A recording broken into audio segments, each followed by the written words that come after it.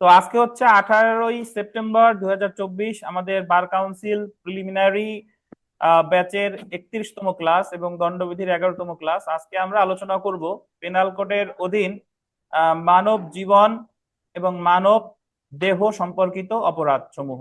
একটু আন্ডারলাইন করেন, মানব জীবন এবং মানব দেহ সম্পর্কিত অপরাধ সমূহ, of offences affecting the human life and body. প্রারম্ভিক দেখেন, এখানে প্রারম্ভিক হবে, অ্যাকচুয়ালি এখানে প্রারম্ভিক লেখা আছে, হবে হচ্ছে প্রারম্ভিক। প্রারম্ভিক পেনাল কোডের অধীন মানব জীবন হিউম্যান লাইফ এবং মানব দেহ হিউম্যান বডি সংক্রান্ত অপরাধ সমূহ 299 থেকে 377 ধারা পর্যন্ত বর্ণনা করা হয়েছে। এ সকল অপরাধগুলোকে দুইটি ভাগে ভাগ করা যায়। আন্ডারলাইন করেন, মানব জীবন হিউম্যান লাইফ সম্পর্কিত অপরাধ আন্ডারলাইন করবেন 299 থেকে 318। যদি আপনাকে বলে যে মানব জীবন সম্পর্কিত অপরাধ কত ধারা থেকে কত ধারা, 299 থেকে কত, 318। যদি আপনাকে বলে মানব দেহ সম্পর্কিত অপরাধ 319 থেকে কত, 300 কত বলেন, 77। মানব জীবন মানে এই 299 থেকে 318 ধারা পর্যন্ত যে অপরাধগুলোর কথা বলছে, যেখানে মানুষ মারা যায়, মারা যাওয়ার শাস্তি, বুঝতে পারছেন। আর মানব দেহ মানে হচ্ছে এই জায়গায় আপনি কেউ মারা যায় নাই, বাট তারে আপনি বেআইনি বাধা দিচ্ছেন, আঘাত করছেন, তার কান কাটছেন, দাঁত ফেলাই দিচ্ছেন, তারে অপহরণ করছেন, ধর্ষণ করছেন, অপ্রকৃত কামলালসার কাজ করছেন, এটা হলো আপনার মানব দেহ সম্পর্কিত। আচ্ছা, এখন আমাদের বিষয়বস্তু হচ্ছে, আগে প্রথমে দেখব যে মানব জীবন সম্পর্কিত অপরাধ। এটা একটু চলে আসি, দেখেন মানব জীবন সম্পর্কিত অপরাধ, offences relating to human life. ধারা 299 থেকে 318 পর্যন্ত এমন কিছু অপরাধের বর্ণনা দেওয়া হয়েছে যেগুলো সংগঠিত হলে মানব জীবনের ইতি হতে পারে। দেখছেন, ইতি হতে পারে মানে কি, অবসান হতে পারে বা ইতি হওয়ার সম্ভাবনা সৃষ্টি হতে পারে। মানব জীবন সম্পর্কিত অপরাধগুলোর মধ্যে রয়েছে, এক, নিন্দনীয় নরহত্যা এবং খুন। এক নম্বরে কি, নিন্দনীয় নরহত্যা এবং খুন। দুই নাম্বার, অবহেলাজনিত খুন। তিন নাম্বার, আত্মহত্যায় প্ররোচনা করা। চার নাম্বার, ঠক। পাঁচ নাম্বার, অফেন্সেস রিলেটিং টু হবে, রিলেটিভ টু না, relating to birth of children. এটা হচ্ছে আপনার ওই যে গর্ভপাতজনিত অপরাধ। তো এই জায়গা মোটামুটি 299 থেকে 318 ধারা পর্যন্ত এই অপরাধগুলো আলোচনা করা হয়েছে। তো এখন আমরা দেখব প্রথম যেটা, যে খুন এবং নিন্দনীয় নরহত্যার তুলনামূলক আলোচনা। খুন এবং নিন্দনীয় নরহত্যার তুলনামূলক আলোচনা। তো খুন এবং নিন্দনীয় নরহত্যার তুলনামূলক আলোচনা অ্যাকচুয়ালি আমরা আমাদের গত ক্লাসে বিস্তারিতভাবে আলোচনা আমরা করেছি। যারা যারা ছিলেন তারা তারা হয়তোবা বুঝেছেন। তারপরেও আমি সংক্ষেপে, খুব সংক্ষেপে, এই খুন এবং নিন্দনীয় নরহত্যার যে আলোচনা, আমরা এটা আইন পাঠ থেকে পড়বো না, এটা আপনাদের একটা এডিশনাল পেজ দেওয়া হয়েছে, ওখান থেকে পড়লেই এনাফ, ওখানে বেশ ভালোভাবে বুঝাই দেওয়া হয়েছে। তো খুন এবং নিন্দনীয় নরহত্যা আমি খুব সংক্ষেপে তাও আপনাদের সামনে আরেকবার আলোচনা করতেছি। যে খুন এবং নিন্দনীয় নরহত্যা মানে হচ্ছে যে, প্রথমে আসি নরহত্যা। নর শব্দের দুইটা অর্থ, এক হচ্ছে পুরুষ আর এক হচ্ছে মানুষ। নরহত্যা শব্দে নর বলতে বোঝানো হয়েছে মানুষ। একজন ব্যক্তি যদি আরেকজন মানুষকে হত্যা করে সেটাই হচ্ছে নরহত্যা। সেটা আপনার ওই জল্লাদ ফাঁসি কার্যকর করুক, অথবা আশেপাশে কেউ একজন আরেকজনকে গুলি করে হত্যা করুক, বা অন্য আত্মরক্ষার অধিকার প্রয়োগ করে মারুক, একজন আরেকজনের মানে মানুষ মারা গেলেই সেটা কি, নরহত্যা। এখন নরহত্যারে দুই ভাগে ভাগ করা যেতে পারে। দুই ভাগে ভাগ করা যেতে পারে কি কি, একটা হলো আইনগত নরহত্যা, একটা হলো বেআইনি বা নিন্দনীয় নরহত্যা। আইনগত নরহত্যা মানে কি, যে নরহত্যা করলে আপনার কোনো শাস্তি হবে না, সেটাকে বলা যেতে পারে আইনগত নরহত্যা। যেরকম জল্লাদ যদি ফাঁসি কার্যকর করে, জল্লাদের কোনো ফাঁসি শাস্তির ব্যবস্থা নাই। আবার আপনি আপনার আত্মরক্ষার অধিকার প্রয়োগে কাউকে হত্যা করছেন, এবং আপনি যদি ওই মামলায় প্রমাণ করতে পারেন যে তাকে যদি আমি না মারতাম তাহলে আমি নিজেই মারা যেতাম, তাহলে এটাও আপনার আইনগত নরহত্যার মধ্যেই পড়ে। এটাও কি হবে না বলেন, এটাও অপরাধজনক নরহত্যা হবে না, আইন সমর্থন করতেছে। অপরদিকে নিন্দনীয় নরহত্যা কাকে বলে, নিন্দনীয় নরহত্যা মানে হচ্ছে যখন একজন ব্যক্তি আরেকজন ব্যক্তির আইনগত পন্থা ব্যতি রেখে হত্যা করে, মানে যে হত্যার জন্য তাকে অবশ্যই দণ্ডিত হতে হবে, সেটাকেই বলে নিন্দনীয় নরহত্যা বা অপরাধজনক নরহত্যা। আমাদের দণ্ডবিধির 299 ধারায় নিন্দনীয় নরহত্যার সংজ্ঞা দেওয়া হয়েছে। সেখানে তিনটি উপায় নিন্দনীয় নরহত্যার কথা বলা হয়েছে। যদি কোনো ব্যক্তি অপর কোনো ব্যক্তিকে হত্যার অভিপ্রায় হত্যা করে, অথবা এমন গুরুতর আঘাত করে যার ফলে তার মৃত্যু ঘটে, অথবা এমন কোনো কাজ করে যার ফলে তার মৃত্যু ঘটে, এই তিনটি উপায় যদি একজন ব্যক্তি আরেকজন ব্যক্তির মৃত্যু ঘটায়, সেটাকে বলে নিন্দনীয় নরহত্যা। এই কারণে যদি পরীক্ষায় প্রশ্ন আসে যে 299 ধারায় কয়টি উপায় নিন্দনীয় নরহত্যা হয়, কয়টি উপায়, তিনটি উপায়। এখন আমরা খুন ধরেন জানি না, খুন কাকে বলে, খুন আমরা নিন্দনীয় নরহত্যা, তার মানে আমাদের আশেপাশে বেআইনি ভাবে যে কোনো হত্যা হলেই সেটাই কি নিন্দনীয় নরহত্যা। ধরেন আমাদের কিছুদিন আগে যে বিএনপির কয়েকজনকে মেরে ফেলছে, 2জন নাকি ঘোনাপাড়া মেরে ফেলছে, মামলা হয়েছে, 2জন মারা গেছে, ওইটা খুন কিনা সেটা হলো পরের বিষয়, নিন্দনীয় নরহত্যা হয়েছে এটা কিন্তু কনফার্ম। আচ্ছা, এখন নিন্দনীয় নরহত্যা খুন হবে কি হবে না? এই যে কোটা আন্দোলনে যত পুলিশ সহ যত মানুষ মারা গেছে সবগুলো নিন্দনীয় নরহত্যা। এখন খুন হবে কি হবে না এটা জানার জন্য আমাদের 300 ধারা পড়তে হবে। কত ধারা? 300 ধারা। 300 ধারার দুইটা ভাগ রয়েছে। প্রথম ভাগে বলছে when culpable homicide is murder, মানে যখন নিন্দনীয় নরহত্যা খুন হবে। এখানে 4টা অনুচ্ছেদ আছে। এই 4টা অনুচ্ছেদের সাথে যে কোনো নিন্দনীয় নরহত্যার ঘটনার এই 4টা অনুচ্ছেদের যে কোনো একটার সাথে যদি মিলে যায় তখন সেই নিন্দনীয় নরহত্যা হয়ে যাবে কি বলেন? খুন। আর দ্বিতীয় 300 ধারার যে দ্বিতীয় ভাগ সেটাকে বলে ব্যতিক্রম অংশ। যেখানে বলা হয়েছে when culpable homicide is not murder, মানে নিন্দনীয় নরহত্যা কখন খুন বলে গণ্য হবে না। ওখানে 5টা ব্যতিক্রম রয়েছে যে কখন নিন্দনীয় নরহত্যাই থাকবে, এটা কখনো খুন বলে গণ্য হবে না। তাহলে আমরা 300 ধারার যে প্রথম অংশ সেটা যদি আমরা দেখি, প্রথম অংশে 4টা অনুচ্ছেদ রয়েছে। 4টা অনুচ্ছেদের প্রথম যে অনুচ্ছেদ সেটা হলো ইন্টেনশন বা অভিপ্রায়, বা যেটাকে বলে পূর্ব পরিকল্পনা। আপনি যদি দীর্ঘদিন ধরে পরিকল্পনা করতেছেন যে বিকাশ পূর্ব পরিকল্পনা করতেছে সুমন সেনকে মারবে, এবং সুমন সেনকে সেদিন পাইছে, পাওয়ার পর বিকাশ তারে ছুরি দিয়ে বা পিস্তল দিয়ে গুলি করে মেরে ফেলছে, বিকাশের দীর্ঘদিনের পরিকল্পনা ছিল এবং বিকাশ সেটা বাস্তবায়ন করেছে। প্রথমটা এলো নিন্দনীয় নরহত্যা। দ্বিতীয়ত যেহেতু এটা অভিপ্রায় সহযোগে করা হয়েছে তখন এই নিন্দনীয় নরহত্যা কি হিসেবে গণ্য হবে? খুন হিসেবে গণ্য হবে। দ্বিতীয় যে অনুচ্ছেদ সেটা হলো জ্ঞান বা নলেজ। আপনি এমন একটা জ্ঞান সহকারে আঘাত করছেন, জানেন যে এই আঘাতের ফলে ওই ব্যক্তির মৃত্যু হতে পারে। একজন ব্যক্তি দুরারোগ্য ব্যাধিতে আক্রান্ত, তার হালকা আঘাতেই মৃত্যু হওয়ার সম্ভাবনা আছে, বাট ওই হালকা আঘাতে একজন সুস্থ স্বাভাবিক মানুষের মারা যাওয়ার জন্য যথেষ্ট আঘাত হিসেবে বিবেচিত হবে না। আপনি তাকে জেনে শুনেই হালকা আঘাত করছেন, মানে আপনি জানেন যে হালকা আঘাতে তার মৃত্যু হতে পারে, আপনি জেনেই তাকে আঘাতটা করেছেন এবং সে মারা গেছে। এখানে আপনি প্রথমত নিন্দনীয় নরহত্যা, দ্বিতীয়ত যেহেতু আপনি জ্ঞান সহকারে করছেন এটা কি হিসেবে গণ্য হবে? খুন হিসেবে গণ্য হবে। কিন্তু যদি এরকম হতো যে তার যে দুরারোগ্য ব্যাধি আছে এটা আপনি জানেন না, তাকে হালকা আঘাত করছেন, সে মারা গেছে, এখন ওই আঘাতে একদম সুস্থ স্বাভাবিক মানুষের মারা যাওয়ার কথা না, তাহলে এই ক্ষেত্রে এটা কিন্তু কি হবে না? নিন্দনীয় নরহত্যাই থাকবে, খুন হবে না।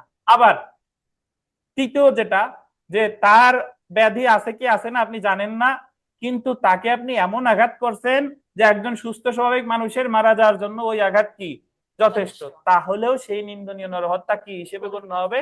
খুন হিসেবে গণ্য হবে। এলো দ্বিতীয় অনুচ্ছেদ। তৃতীয় অনুচ্ছেদে বলছে নেচার অফ ইনজুরি, আঘাতের প্রকৃতি। আপনি একজনকে এমন আঘাত করছেন, এমন প্রকৃতির আঘাত করছেন যার একমাত্র স্বাভাবিক ফলাফল হচ্ছে মৃত্যু। আপনি যদি ইট দিয়ে কারো মাথায় বাড়ি দেন, মাথা তো এমনি কি হয়ে যাবে, মানে ভেঙে খুলি টুলি ভেঙে যে মারা যাবে এটাই যথেষ্ট। বা তরবারি দিয়ে একজনের পেটের মধ্যে দিয়ে ঢুকায়, এক পাশ দিয়ে ঢুকায় আর এক পাশ দিয়ে বের করছেন, তাহলে এই ধরনের আঘাতের ক্ষেত্রে একমাত্র সম্ভাব্য ফলাফল কি? মৃত্যু। তাহলে এটাও এই নিন্দনীয় নরহত্যাও কি বলে গণ্য হবে?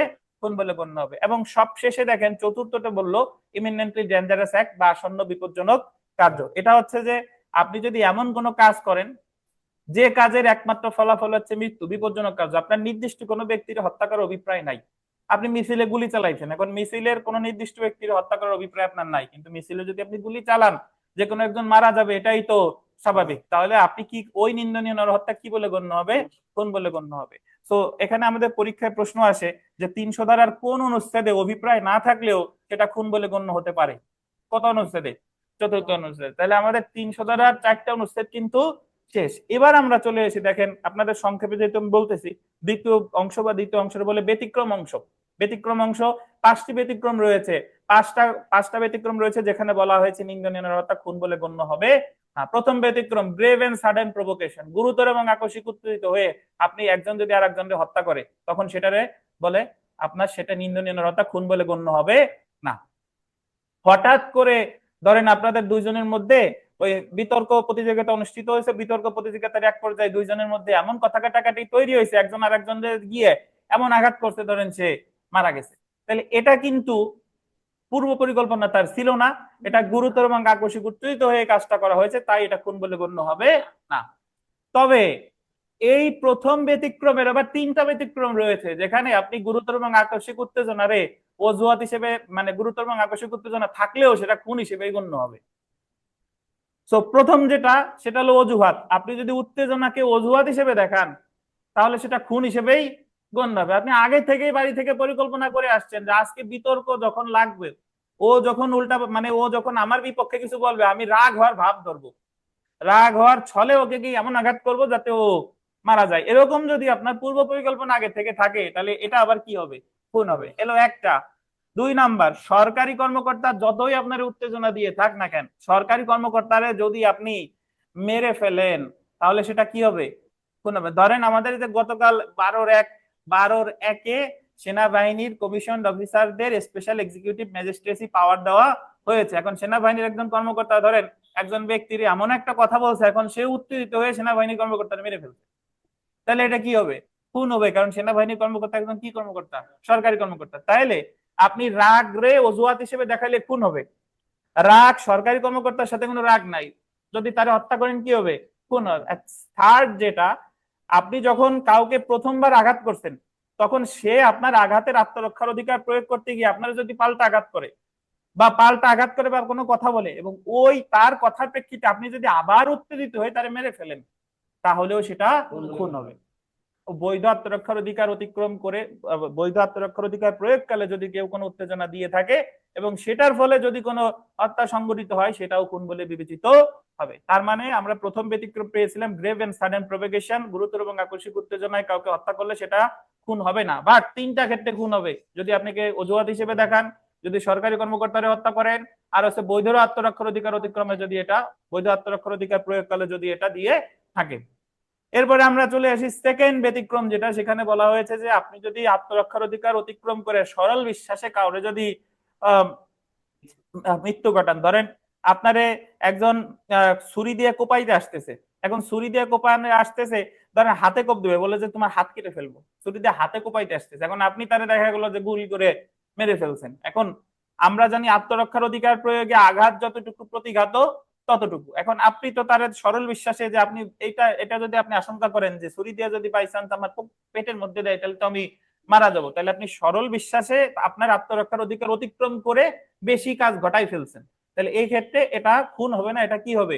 নিন্দনীয় নরহত্যা। এবং থার্ড ব্যতিক্রম যেটা সেটা হচ্ছে যে সরকারি কর্মকর্তা তার যতটুকু বৈধ ক্ষমতা আছে সে সরল বিশ্বাসে যদি সেটা অতিক্রম করে, আমরা জানি সরকারি কর্মকর্তা ফৌজদারি কার্যবিধি 46 ধারায় বলেছে মৃত্যুদণ্ড বা যাবজ্জীবন কারাদণ্ড প্রাপ্ত অপরাধের গ্রেফতারের ক্ষেত্রে তারে গুলি করে মৃত্যু ঘটাইতে পারে, মৃত্যুদণ্ড বা যাবজ্জীবন কারাদণ্ড ছাড়া অন্য কোনো অপরাধের ক্ষেত্রে মৃত্যু ঘটাইতে পারে না। এখন ধরেন একজন দস্যুরে ধরতে গেছে, দস্যু দৌড়াচ্ছে, পায়ে গুলি করছিল, বাই চান্স লেগে গেছে ধরেন পেটে বা মাথায়, এখন দস্যু মারা গেলে এখন সরকারি কর্মকর্তা যদি দেখাইতে পারে যে আমার সরল বিশ্বাস ছিল, আমি ইচ্ছা করে করি নাই, তাহলে সে এটা কি করেছে?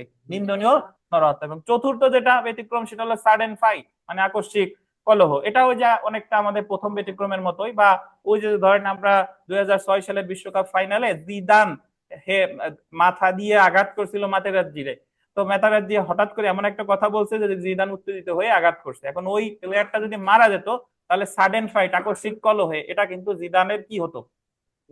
নিন্দনীয় নরহত্যাই হতো, এটা খুন বলে গণ্য হতো না। এবং সবশেষে পঞ্চম যে ব্যতিক্রম সেটা হচ্ছে সম্মতি সহকারে মৃত্যু। যদি কোনো ব্যক্তি সম্মতি দেয় যে আমারে মেরে ফেলো এবং সে যদি আমরা তারই মেরে ফেলে, তবে তার বয়স হতে হবে কত বছরের বেশি? 18 বছরের বেশি, এক্সাক্ট 18 ইয়ার্স না, কিন্তু 18 বছরের বেশি, তাহলেও সেটা কি বলে গণ্য হবে বলেন?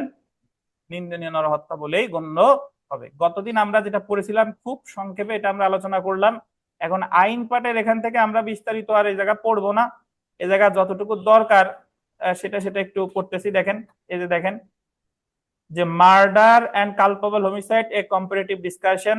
প্রথমে দেখেন নরহত্যা, বৈধ নরহত্যা বা মানুষ হত্যা লফুল হোমিসাইড, অবৈধ নরহত্যা বা নিন্দনীয় নরহত্যা আনলফুল হোমিসাইড। তো তার মধ্যে এখানে একটা জিনিস দেখেন যে খুন, খুন আছে হলো 300 ধারায় 4টি শর্ত, খুন বলে গণ্য নাই এমন নিন্দনীয় নরহত্যা 300 ধারার 5টি ব্যতিক্রম। অবহেলাজনিত হত্যা 304 ক, 304 ক আমরা সামনে পড়তেছি, একজন ব্যক্তি আরেকজন ব্যক্তিদের যদি অবহেলার কারণে মেরে ফেলে সেক্ষেত্রে সেটা হবে 304 ক তে শাস্তিযোগ্য অপরাধ। আর জনপথে বেপরোয়া ভাবে গাড়ি চালিয়ে মৃত্যু ঘটানো, বাসের বেপরোয়া ভাবে গাড়ি চালিয়ে বাস যদি কেউ মেরে ফেলে সেটা হবে 304 কত খ। আর আত্মহত্যা আছে 305 আর 306। আচ্ছা, এখন আমরা চলে আসি এখানে, দেখেন মানুষ মানুষ হত্যা, এই সংজ্ঞা টঙ্গা আর পড়তে যাচ্ছি না, কত পেজ পাচ্ছেন না? 625। পুরাতন বই 625 দেখেন, পাইছেন?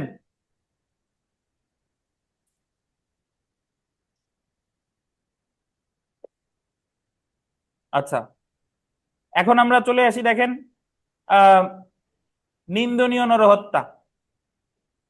নিন্দনীয় নরহত্যা বা কালপাবল হোমিসাইড, এটার বিস্তারিত এই জায়গায় পড়তেছি না, আপনি জাস্ট এখানে নিন্দনীয় নরহত্যা, আমরা এখানে বিগত বছরের প্রশ্নে চলে আসেন, ওই কাগজ পড়লে আর এটা পড়ার দরকার নাই, বিগত বছরের প্রশ্নে আসেন যে পেনাল কোডের কোন ধারায় অপরাধমূলক নরহত্যা বা কালপাবল হোমিসাইডের সংজ্ঞা দেওয়া হয়েছে, সংজ্ঞা কত ধারায়?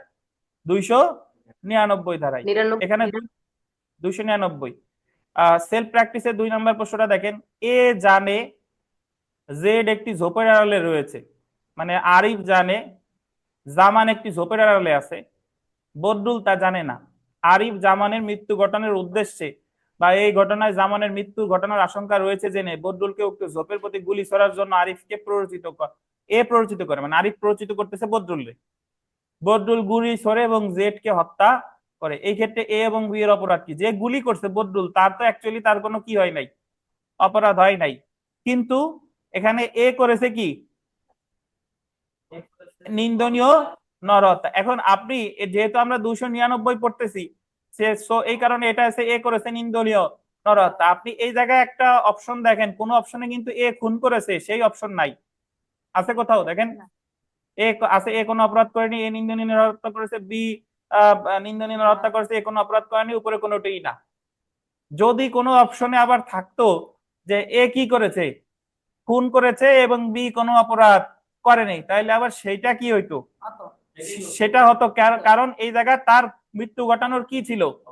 উদ্দেশ্য ছিল বা অভিপ্রায় ছিল। এখন আমার বলার উদ্দেশ্য হলো কি, যে এই উদাহরণটা আছে 299 ধারায়, এবং 299 ধারায় থাকার কারণে এই জায়গা কিন্তু খুনের কোনো অপশন এখানে নাই। এখন অনেকে মনে করে কি, যেহেতু 299 ধারার উদাহরণ, এই কারণে এটা কোনোদিনও খুন হওয়ার কোনো সম্ভাবনা নাই। কথা কিন্তু সত্য না, কারণ যে জায়গায় খুন আছে, যে জায়গায় খুন আছে তার আগে সেটা কি হয়? নিন্দনীয় নরহত্যা। নিন্দনীয় নরহত্যার ঘটনা যদি আমার 300 ধারা 4টা অনুচ্ছেদের কোনো একটার সাথে মিলে যায়, তখন সেই নিন্দনীয় নরহত্যা কি হয়ে যাবে? খুন হয়ে যাবে। আচ্ছা, 3 নাম্বার দেখেন, এ কোন গর্তের উপর কাষ্ঠদণ্ডাদি স্টিক্স এবং ঘাসের ফরাস পেতে মৃত্যু ঘটানোর উদ্দেশ্যে বা এর দ্বারা মৃত্যু ঘটানোর আশঙ্কা রয়েছে জেনে অনুরূপ কোন গর্তের উপর কাষ্ঠদণ্ডাদি এবং ঘাসের ফরাস পেতে দেয়, উক্ত স্থান মজবুত বলে বিশ্বাস করে জেড সেটার উপর পা রাখে এবং সেটার ভিতর পড়ে মারা যায়, এর অপরাধ কি? এর অপরাধ এই জায়গা নিন্দনীয় নরহত্যা হয়েছে, এটা কনফার্ম। এখন আমার দেখতে হবে এই যে তার উদ্দেশ্য ছিল অভিপ্রায়, এটা যদি প্রমাণ করা যায় তাহলে এই নিন্দনীয় নরহত্যা কি হয়ে যাবে? ফুল। আর একটা বিষয় হচ্ছে যে আমাদের এই অপশনগুলো ঠিক নাই, অপশনগুলো হওয়া উচিত ছিল এরকম যে খুন বলে গণ্য হবে এমন নিন্দনীয় নরহত্যা, খুন বলে গণ্য হবে না এমন নিন্দনীয় নরহত্যা, তাহলে যে কোনো অপশন ঠিক থাকে, কারণ যেটাই খুন হচ্ছে সেটা তো নিন্দনীয় নরহত্যাও হচ্ছে। তাহলে অপশনে কেমন থাকা উচিত ছিল বলেন? খুন বলে গণ্য হবে এমন নিন্দনীয় নরহত্যা, আর কি? খুন বলে গণ্য হবে না এমন নিন্দনীয় নরহত্যা। হ্যাঁ, এখানে খ হবে। আচ্ছা,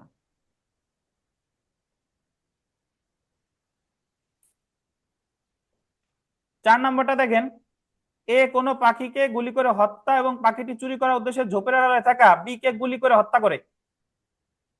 এ জানতো না যে ঝোপের আড়ালে বি ছিল, এই ক্ষেত্রে এর অপরাধ কি? এর কোনো কি হয় নাই, কোনো অপরাধ হয়নি। আচ্ছা, এখানে একটা গুরুত্বপূর্ণ প্রশ্ন আছে, 6 নম্বর প্রশ্নটা খুবই গুরুত্বপূর্ণ, দেখেন যে মাতৃগর্ভস্থ শিশুর মৃত্যু ঘটানো নিন্দনীয় নরহত্যা বলে বিবেচিত হতে পারে যদি শিশুটির কোনো অংশ প্রসূত হয়ে থাকে, এটা গুরুত্বপূর্ণ। আচ্ছা, মাতৃগর্ভস্থ কোনো শিশুর মৃত্যু ঘটানো নিন্দনীয় নরহত্যা বলে বিবেচিত হতে পারে যদি কি বলেন? শিশুটির কোনো অংশ প্রসূত হয়ে থাকে। দেখেন ব্যাখ্যা দেখেন, মাতৃগর্ভস্থ শিশুর মৃত্যু ঘটানো নিন্দনীয় নরহত্যা বলে বিবেচিত হতে পারে যদি শিশুটির কোনো অংশ প্রসূত হয়ে থাকে। এই ক্ষেত্রে শিশুটি শ্বাস প্রশ্বাস গ্রহণ করেছে কি করেনি, সম্পূর্ণরূপে জন্মগ্রহণ করেছে কি করেনি তা বিবেচ্য বিষয় না, অর্থাৎ শিশুটি শ্বাস প্রশ্বাস গ্রহণ করলেও বা সম্পূর্ণরূপে জন্মগ্রহণ না করলেও মাতৃগর্ভস্থ শিশুর মৃত্যু ঘটানো নিন্দনীয় নরহত্যা বলে বিবেচিত হতে পারে যদি শিশুটির কোনো অংশ কি হয়ে থাকে, প্রসূত হয়ে থাকে। এতটুকু জানলেই হবে। এখন আমরা চলে এসি নিন্দনীয় নরহত্যা এবং খুনের তুলনামূলক আলোচনা। উনি তুলনামূলক আলোচনা করছে, আমরা আর এখানে তুলনামূলক আলোচনায় গেলাম না, আমরা এখানে জাস্ট উদাহরণগুলো পড়ি। দেখেন, সেলফ প্র্যাকটিসে চলে আসেন। এ জেড কে, এটা পাইছেন? এ জেড কে হত্যা করার অভিপ্রায় গুলি করে, অভিপ্রায় শব্দটা বলতেন, হত্যা করার কি ছিল? অভিপ্রায় ছিল, ফলে জেড মারা যায়। তাহলে এই জায়গার অপশনটা ঠিক আছে। দেখেন এই জায়গা, এটা খুন বলে গণ্য হবে এমন নিন্দনীয় নরহত্যা, খতে আছে খুন বলে গণ্য নয় এমন নিন্দনীয় নরহত্যা। তাহলে এই জায়গার অপশন কি আছে? পারফেক্ট আছে। দেখেন 2 নাম্বারটা দেখেন, এ জেড কে হত্যা করার উদ্দেশ্যে তাকে গুলি করে, ফলে জেড মারা যায়, এর অপরাধ কি? হত্যা করার উদ্দেশ্যে যেহেতু করছে তাইলে কি? খুন। 3 নাম্বার প্রশ্নটা দেখেন যে দণ্ডবিধির 300 ধারায় কয়টি ক্ষেত্রে নিন্দনীয় নরহত্যাকে খুন বলে উল্লেখ করা হয়েছে? কয়টি ক্ষেত্রে? 4টি ক্ষেত্রে। 4টি ক্ষেত্রে কি কি? Intention, knowledge, nature of injury, imminently dangerous act. মানে আপনার অভিপ্রায়, জ্ঞান, আঘাতের প্রকৃতি আর কি আসন্ন বিপজ্জনক কার্য। তাহলে আমরা পরের প্রশ্নে চলে আসি, এই জায়গায় পড়তেছি না যেহেতু আমরা আলোচনা করে ফেলেছি। সেলফ প্র্যাকটিসের 1 নাম্বার প্রশ্নটা দেখেন যে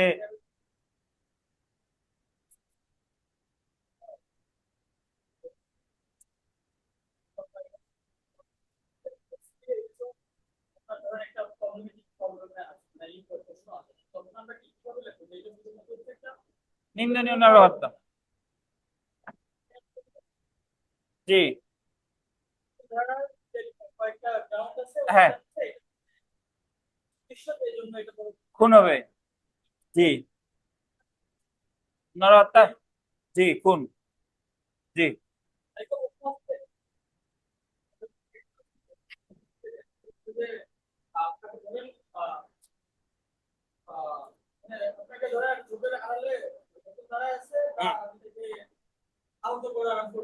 হুম,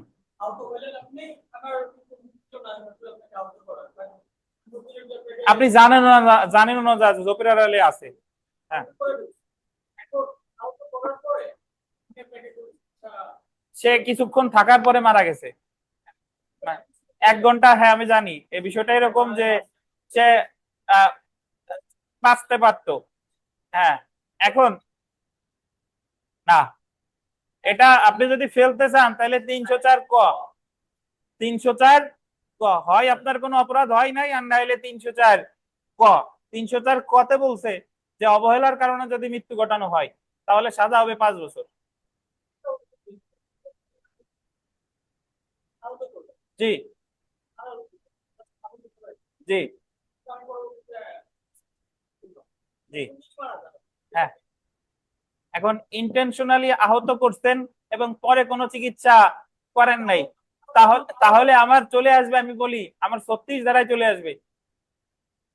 36 ধারা মনে আছে যে অর্ধেক কাজ করছেন, শুধু 36, অর্ধেক কাজ করছেন আর অর্ধেক কাজ করেন নাই, মানে হালকা আঘাত করছেন আর বাকি হালকা তারা কি খেতে দেন নাই, তাহলে ধরে নেওয়া হবে আপনি তাকে আঘাত করে মারছেন অথবা তারে ওই চিকিৎসা না করিয়া মারছেন, তাহলে এটা হত্যাই হবে।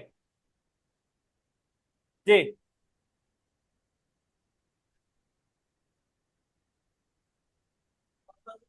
প্রসূত হয়। জি,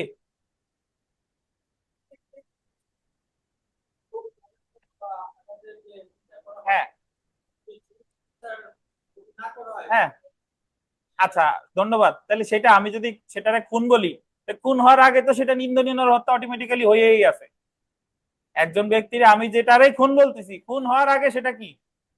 নিন্দনীয় নরহত্যা। জি, জি।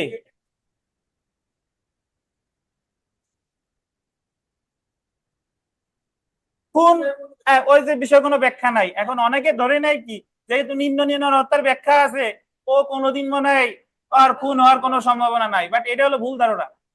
ওই জায়গায় তো ব্যাখ্যা দিছে নিন্দনীয় নরহত্যার, এখন আমার যদি ঘটনার সাথে আমি যদি 4টা অনুচ্ছেদের কোনটার সাথে আমি মিলাইতে পারি যুক্তি দিয়ে, তখন সেটা কি হয়ে যাবে? খুন হয়ে যাবে।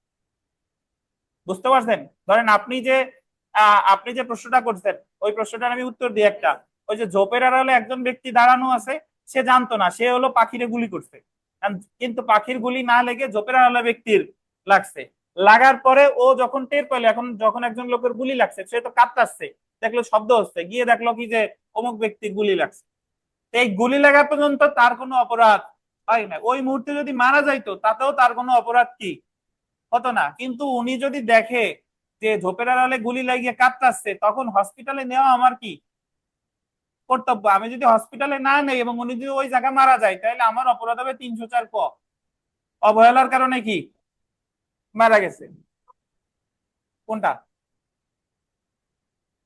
আচ্ছা, ইন্টেনশনালি আঘাত করছেন, সে মারা গেছে, এটা নিন্দনীয় নরহত্যা হয়েছে, এটা তো কনফার্ম। নিন্দনীয় নরহত্যা হয়েছে, এটা তো কনফার্ম যেহেতু মারা গেছে। এখন আমি যদি সেটা খুনের সাথে মিলাইতে চাই, যে তাহলে ওই চারটা যে কোনো একটার সাথে আমার মিলাইতে হবে। আচ্ছা, মিলে না। এখন না মিললে নিন্দনীয় নরহত্যা হয়েছে এটা কনফার্ম কেন?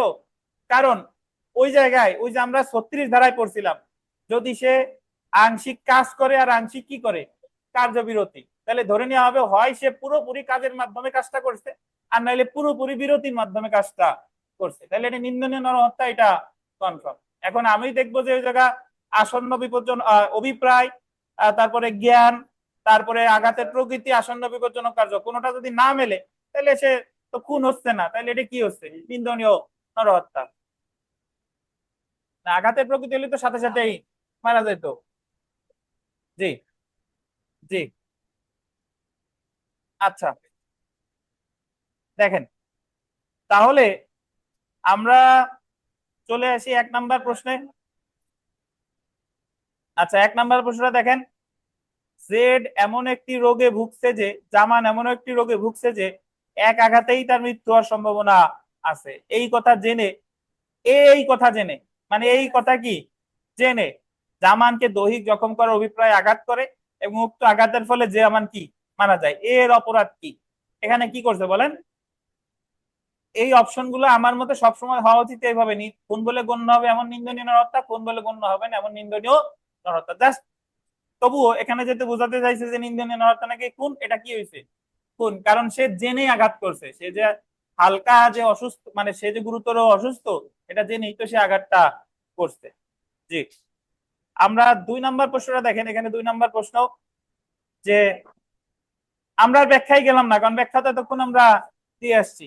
জামান একটি রোগে ভুগছে যে এক আঘাতেই তার মৃত্যু হওয়ার সম্ভাবনা আছে, আন্ডারলাইন করবেন। আরিফ এই কথা না জেনে, আগের উদাহরণে সে কি জানতো আর এখানে সে জানে না, জামানকে দৈহিক জখম করার অভিপ্রায়ে এমন আঘাত করে, আন্ডারলাইন করবেন, যা একজন সুস্থ ব্যক্তির মৃত্যু ঘটাইতে যথেষ্ট নয়। একজন সুস্থ ব্যক্তির মৃত্যু ঘটানো যথেষ্ট নয়। উক্ত আঘাতের ফলে জামান মারা যায়, এর অপরাধ এটা কিন্তু খুন হবে না, এটা কি নিন্দনীয় নরহত্যা। তারপরেরটা দেখেন, 3 নাম্বার প্রশ্ন, এটাও গুরুত্বপূর্ণ। যে দেখেন, জামান এমন একটি রোগে ভুগছে যে এক আঘাতেই তার মৃত্যুর সম্ভাবনা আছে। আরিফ এই কথা না জেনে, আরিফ এই কথা কি না জেনে জামানকে এমন দৈহিক জখম করার অভিপ্রায় এমন আঘাত করে, যা প্রকৃতির স্বাভাবিক গতিতে একজন সুস্থ ব্যক্তির মৃত্যু ঘটাতে কি যথেষ্ট। তাহলে আমি এই জায়গা তো 300 ধারার ওই যে আঘাতের প্রকৃতিতে চলে যাব, সুস্থ ধারার স্বাভাবিক মানুষের মৃত্যু ঘটাইতে যথেষ্ট। উক্ত আঘাতের ফলে জামান মারা যায়, এর অপরাধ কি? আরিফের অপরাধ কি? এটা কি হবে বলেন? কোন হবে? তাহলে আমরা 4 নাম্বার প্রশ্নটা দেখি। দেখেন, এ ইচ্ছাকৃতভাবে জামানকে একটি তরবারি দ্বারা আঘাত করে, যা প্রকৃতির স্বাভাবিক গতিতে একজন লোকের মৃত্যু ঘটাতে যথেষ্ট, ফলে জামান মৃত্যুবরণ করে। আরিফের অপরাধ কি বলেন? কোন? এটা 300 ধারার প্রথম অংশের কোন অনুচ্ছেদের সাথে মিলে? নেচার অফ ইনজুরি, আঘাতের প্রকৃতি। আচ্ছা, তো আমরা বিগত বছরের একটা প্রশ্ন আসছে, দেখেন যে ক এমন একটি রোগে ভুগছে যে এক আঘাতেই তার মৃত্যু হওয়ার সম্ভাবনা আছে। খ এই কথা না জেনে কে দৈহিক জখম করার অভিপ্রায় এমন আঘাত করে, যা একজন সুস্থ স্বাভাবিক ব্যক্তির মৃত্যু ঘটাতে পারে। কি করছে বলেন তো? কোন করেছে বলে গণ্য হবে?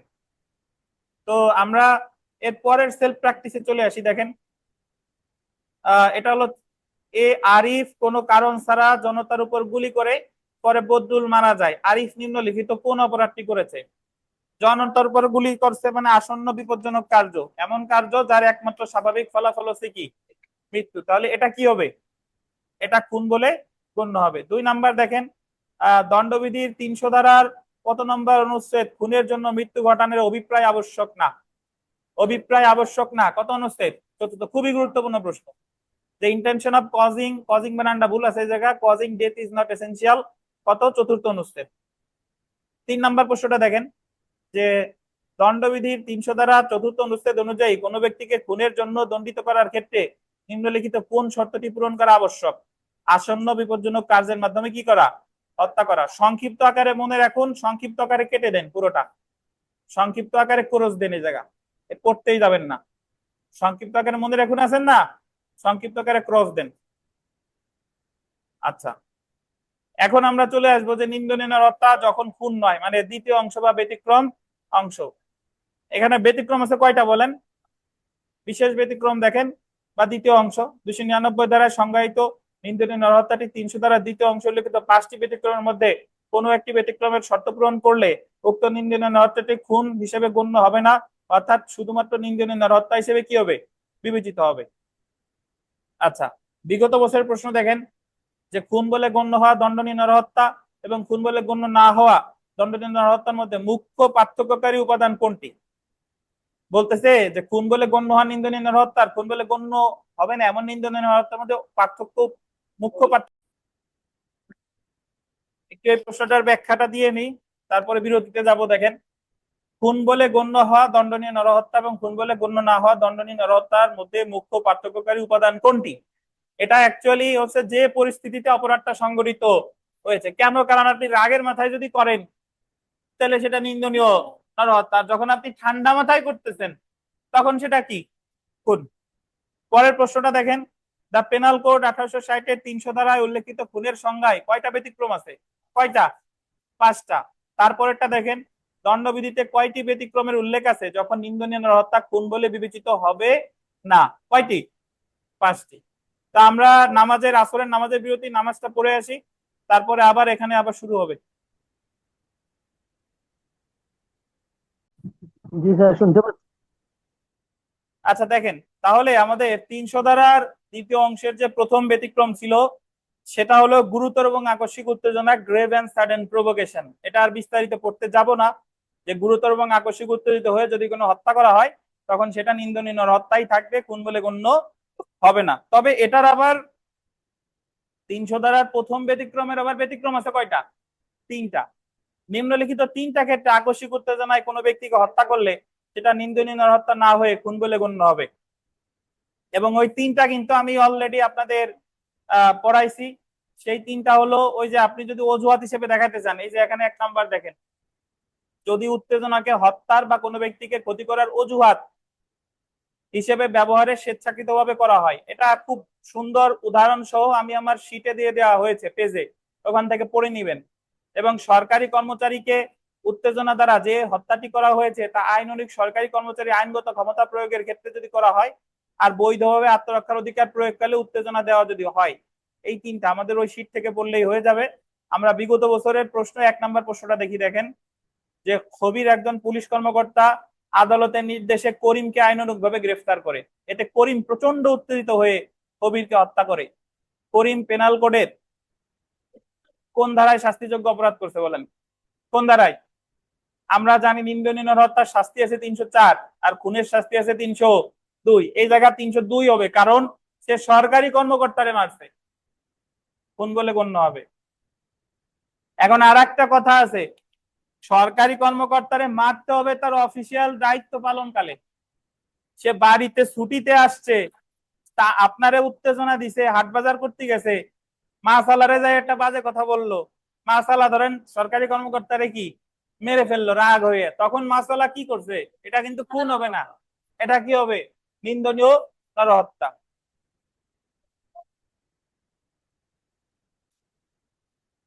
পাবেনও না। 635 দেখেন। আচ্ছা, 2 নাম্বার প্রশ্নটা দেখেন,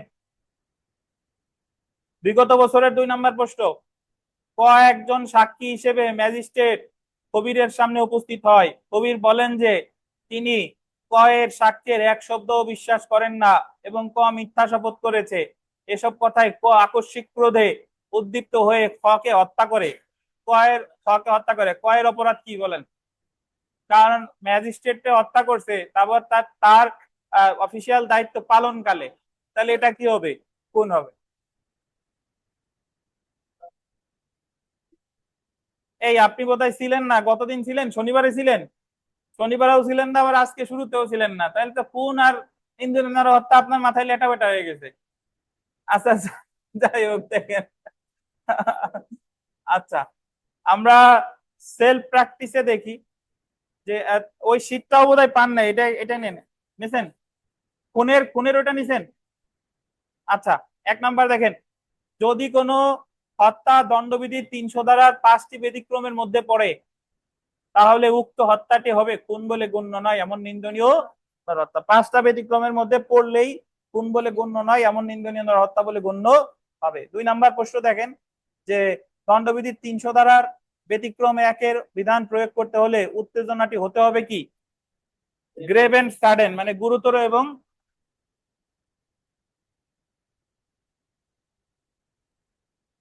গুরুতর হতে হবে, হঠাৎ হতে হবে। 4 নাম্বার প্রশ্নটা দেখেন, 4 নাম্বার খুঁজে পান না? আপনি কোন বই? পুরান বই তো 636 পেজ বের করেন।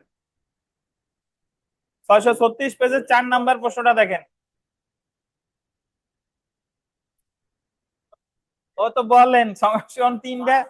আচ্ছা দেখেন, এ বি কে অকথ্য ভাষায় গালিগালাজ করতে থাকে এবং মারার হুমকি দেয়।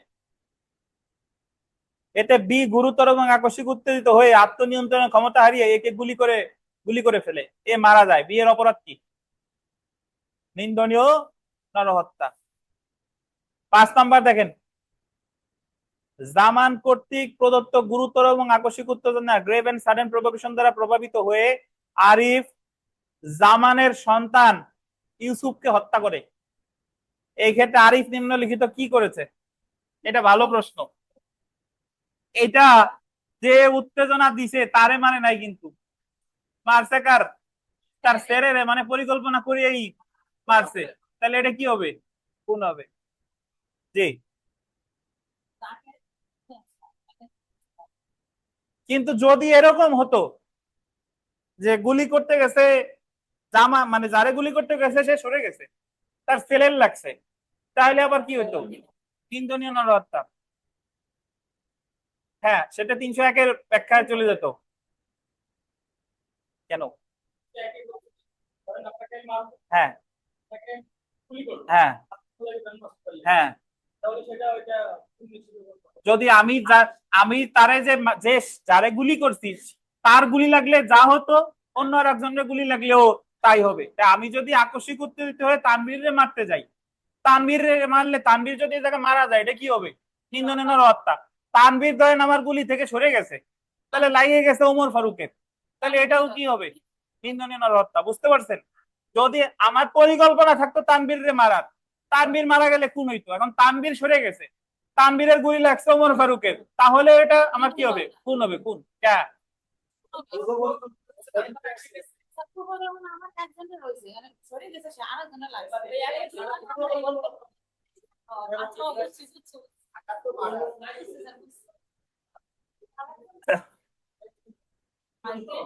এই শুনেন, এই থামেন।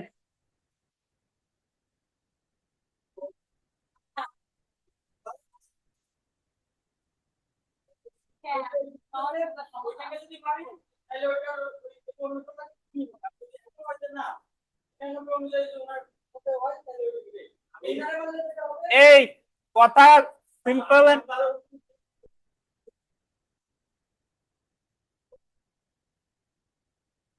তাই তো হয়েছে, তাহলে কি?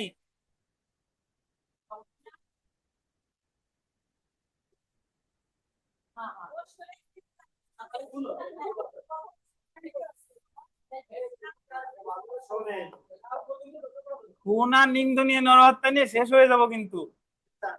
একটু থামেন, আল্লাহর দোহাই লাগে। দেখেন দেখেন, 301-এর কথা 301 ধারায় বলছে, এবারই আপনাদের পরীক্ষায় প্রশ্ন আসছিল 301-এর কথা হলো যে আপনি যাকে গুলি করতে গেছেন, খুনের উদ্দেশ্য নিয়ে যদি গুলি করেন বা খুনের উদ্দেশ্য নিয়ে যদি তাকে হত্যা করতে যান, সে তারে না লাগে আর একজনের লাগছে, তাহলে তার লাগলে যেভাবে আপনি দণ্ডিত হইতেন আর একজনের লাগলেও কি সেভাবে দণ্ডিত হয়। তাতে আপনি যদি খুনের অভিপ্রায় নিয়ে গুলি করেন, আর একজন মারা গেছে, তাও খুন হবে।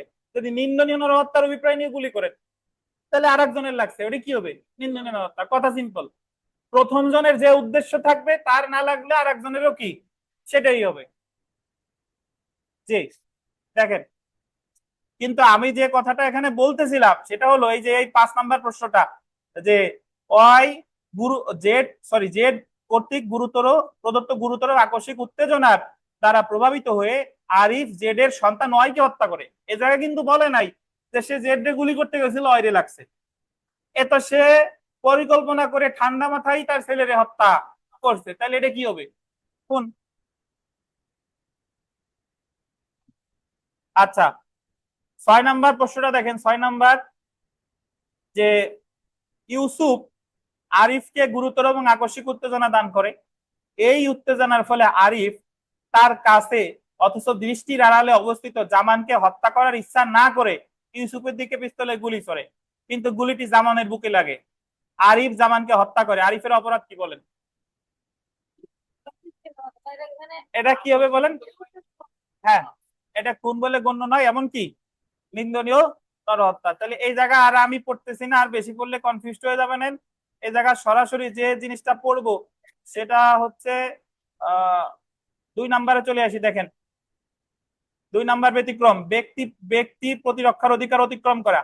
যদি কোনো ব্যক্তি তার যে আত্মরক্ষার যে অধিকার আছে সেই অধিকার অতিক্রম করে যদি সরল বিশ্বাসে কাউকে হত্যা করে, তখন সেটা হবে নিন্দনীয় নরহত্যা, সেটা খুন বলে গণ্য হবে না। এই সেলফ প্র্যাকটিসের 1 নাম্বার উদাহরণটা দেখেন।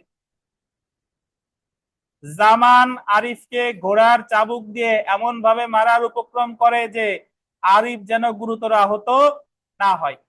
মানে জামান আরিফকে ঘোড়ার চাবুক দিয়ে মারতেছে, বাট এমন ভাবে মারতেছে যার ফলে গুরুতর আহত যেন কি না হয়। আরিফ একটি পিস্তল দেখায়, অন্তস্থ লেখেন, অন্তস্থ রস্যই কেটে অন্তস্থ দেন। আরিফ একটি পিস্তল দেখায়, জামান আরিফ দেখাইছে যে আমার মারো না, এই পিস্তল কিন্তু আমার আছে। জামান তারপরেও আরিফকে আক্রমণ করার চেষ্টা করে। অন্য কোনো উপায়ে আরিফ নিজেকে উক্ত প্রহার থেকে বাঁচাতে পারবে না, এই সৎবিশ্বাসে আরিফ জামানকে গুলি করে হত্যা করে। এই জায়গায় আরিফ কি করছে বলেন? হ্যাঁ, ওই যে তারে আঘাত করতেছিল চাবুক দিয়ে, এখন চাবুক দিয়ে তার মারা যাওয়ার কোনো পসিবিলিটি ছিল না, বাট সে বাঁচার জন্য সৎবিশ্বাসে পিস্তল দিয়ে গুলি করছে, মারা গেছে। হ্যাঁ, তাহলে এই জায়গা এটা কি হবে? খুন বলে গণ্য নয় এমন নিন্দনীয় নরহত্যা। ব্যতিক্রম, দ্বিতীয় ব্যতিক্রম,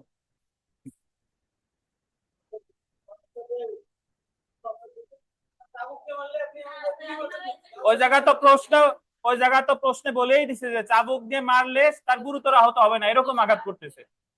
যদি প্রশ্ন এরকম থাকতো যে চাবুক দিয়ে এমন ভাবে মারতেছে যে তার মারা যাওয়ার সম্ভাবনা আছে, তাহলে আরিফ সাহেব গুলি করছে, তাইলে কোনো অপরাধী হয় নাই, তাইলে কোনো অপরাধী হয় নাই। ব্যতিক্রম 3 দেখেন, সরকারি কর্মচারী ক্ষমতা অতিক্রম করে মৃত্যু ঘটাইলে। এটা আমি অলরেডি আগেই বলছি যে সরকারি কর্মকর্তা ধরেন একজনকে আঘাত করতে গিয়ে তার পায়ে আঘাত করতে, গ্রেফতারের সময় লেগে গেছে মাজায় বা অন্য কোথাও, সে মারা গেছে, তাহলে সরকারি কর্মকর্তা যদি সৎবিশ্বাস থাকে তাহলে সেটা কি হবে না, খুন হবে না, সেটা হবে কি নিন্দনীয় নরহত্যা। ব্যতিক্রম দেখেন, আকস্মিক কলহ বা সাডেন ফাইট, এটা কিসের মতো? ভাইয়া নেট প্রবলেম হচ্ছে। নেট প্রবলেম কি আপনার একার নাকি সবার? এই স্যার আমাদের অন্যরা শুনতে হচ্ছে না। পাচ্ছেন? স্যার শুনতে পাচ্ছি। জি ঠিক স্যার। আছে স্যার। তাহলে মনে হয় আমারই সমস্যা। ঠিক আছে। না স্যার, আমাদের সমস্যা হচ্ছে না। তাহলে আপনার সমস্যা। ঠিক ঠিক আছে স্যার। আচ্ছা, ধন্যবাদ। দেখেন, তারপরে আমরা চলেছি 5 নাম্বার, সম্মতি সহকারে মৃত্যু, ডেথ উইথ কনসেন্ট। যার মৃত্যু ঘটানো হয়েছে তার বয়স, এটা আন্ডারলাইন করেন, 18 বছরের অধিক হলে, এক্সাক্ট 18 ইয়ার্স না কিন্তু, 18 বছরের কি বেশি হলে, এবং সে নিজের ইচ্ছায় মৃত্যুবরণ করলে বা মৃত্যুর ঝুঁকি নিলে, এমন হত্যাটি কি হবে?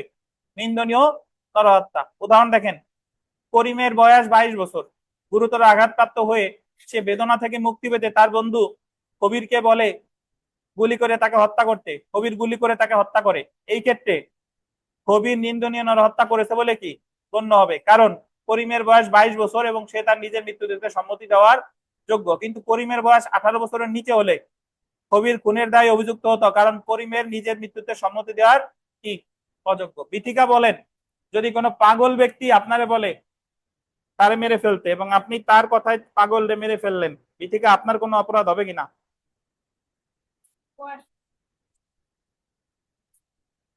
বলেন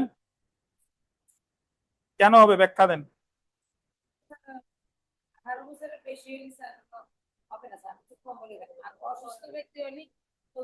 আমি কি বলছি সেটা বলেন, সেই প্রশ্নের উত্তর দেন। আপনি যাচ্ছেন কোটালীপাড়া, পাগল ব্যক্তি বললো যে দিদি আমাকে মেরে ফেলুন, আপনি গিয়ে তারে মেরে ফেলছেন, এখন আপনার কি হয়েছে, কোনো অপরাধ হয়েছে কিনা? কি অপরাধ হয়েছে? অপরাধ হবে স্যার, কি অপরাধ হয়েছে? নিন্দনীয় নরহত্যা। কি অপরাধ হয়েছে বলেন। খুন।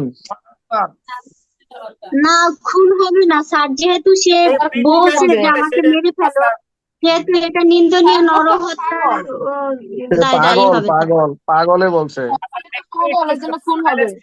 ও পাগলে বললে খুন হবে, পাগলে বললে খুন হবে স্যার। পাগল বিথিকা বিথিকা ব্যাখ্যা শুনতে চাইছি আমি, অন্য কেউ হ্যাঁ, ব্যাখ্যা দিবেন। পাগল আর উন্মুক্ত সম্মতি দিতে পারে না।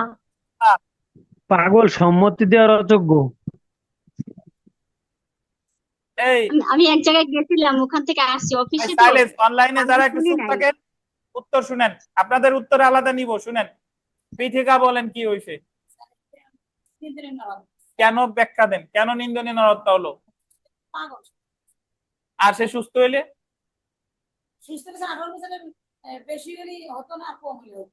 বিকাশ কি ওনার সাথে একমত? কি হবে?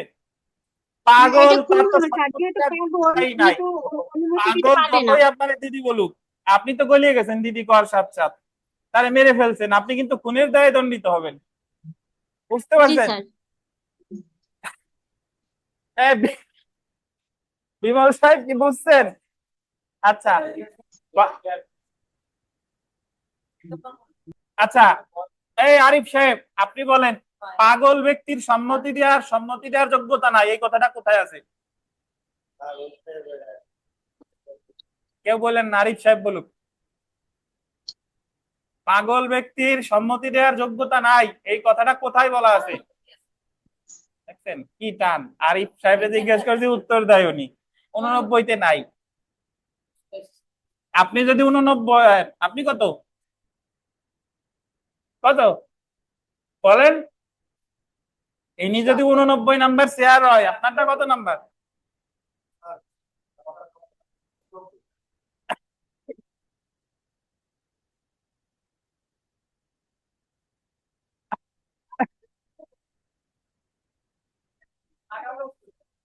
আচ্ছা, পাগল ব্যক্তি, তারপরে মিথ্যা বর্ণনা দেওয়া, ক্ষতির ভয় দেখাইয়া, এনাদের সম্মতির কোনো মূল্য নাই, দাম নাই, কত দাঁড়ায় আছে? 90 দাঁড়ায়।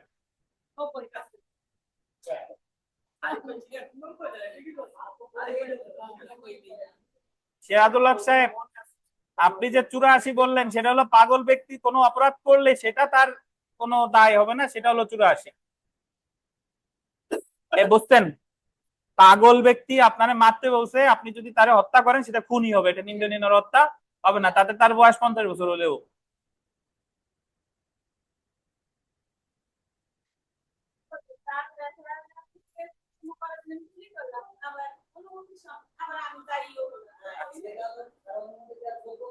আচ্ছা দেখেন, ধন্যবাদ। আমরা, আপনি গুলি করতে যান কে? সে যতই অনুমতি দেখ, আপনি গুলি করতে যান কে? দেখেন 1 নাম্বার, দেখেন আমরা সেলফ প্র্যাকটিসের 1 নাম্বার প্রশ্নটা দেখি।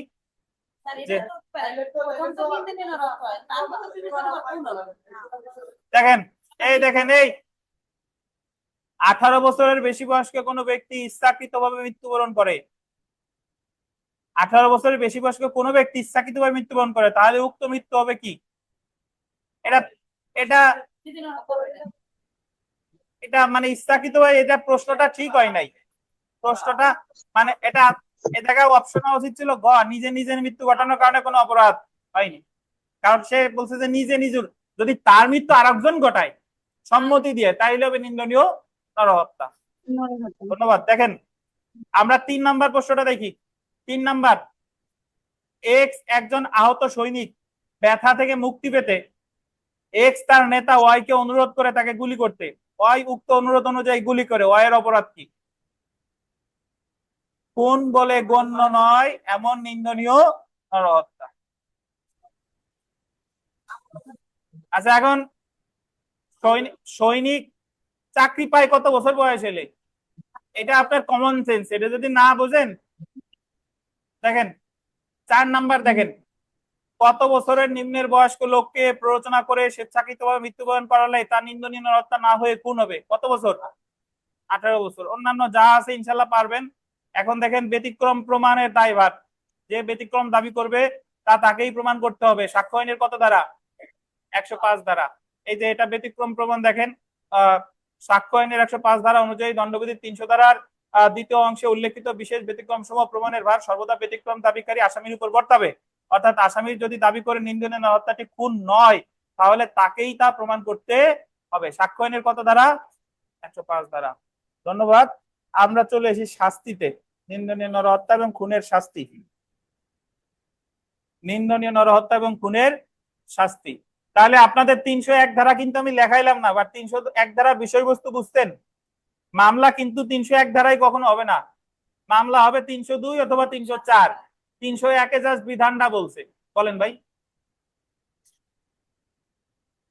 বলেন।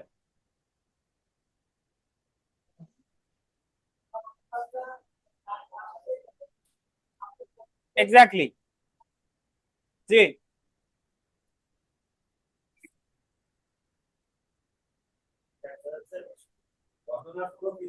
আচ্ছা, আমাদের আবারও নামাজের বিরতি, আজান দিয়েছে, নামাজের পরে আবার আমরা শুরু করতেছি। এবং আজকে পরীক্ষা আছে, নামাজের পরে ক্লাস হবে, তারপর পরীক্ষা। হ্যাঁ, তাহলে আমরা নিন্দনীয় নরহত্যা এবং খুনের শাস্তি পড়ব। দেখেন, নিন্দনীয় নরহত্যা এবং খুনের শাস্তি। প্রথমে 302 ধারা দেখেন, খুনের শাস্তি। 302 ধারা খুনের শাস্তি, পানিশমেন্ট ফর মার্ডার, মৃত্যুদণ্ড বা যাবজ্জীবন কারাদণ্ড এবং অর্থদণ্ডে দণ্ডিত হবে। অর্থাৎ এক্ষেত্রে হয় খুনের মামলায় কাউকে মৃত্যুদণ্ড দিবে অথবা যাবজ্জীবন কারাদণ্ড দিবে, সাথে অর্থদণ্ড তো অবশ্যই থাকবেই, আর না হলে সে খালাস পাবে।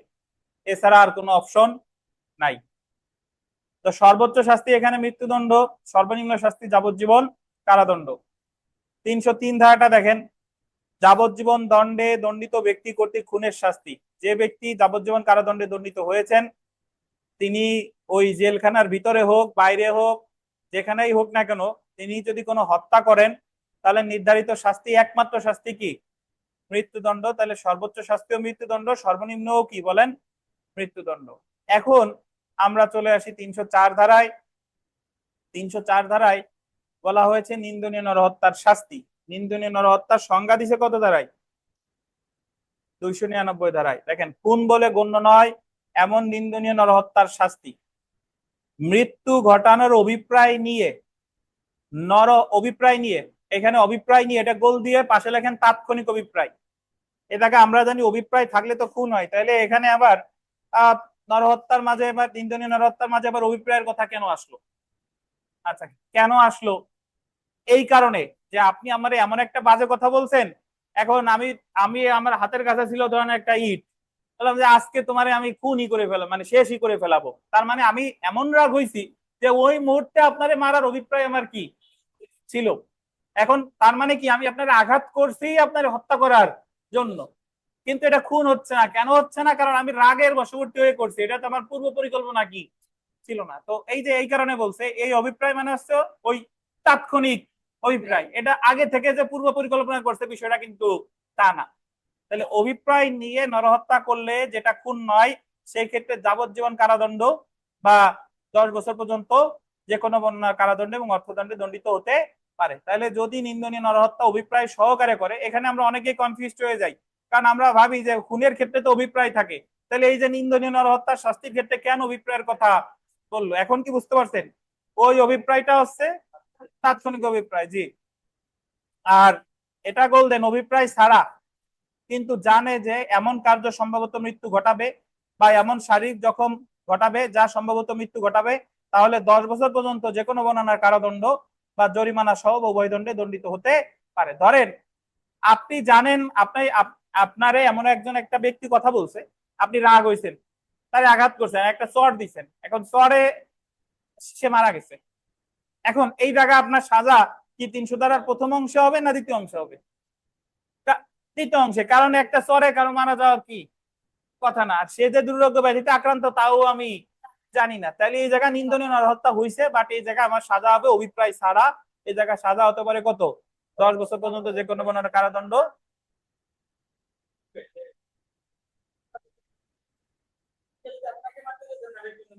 হ্যাঁ,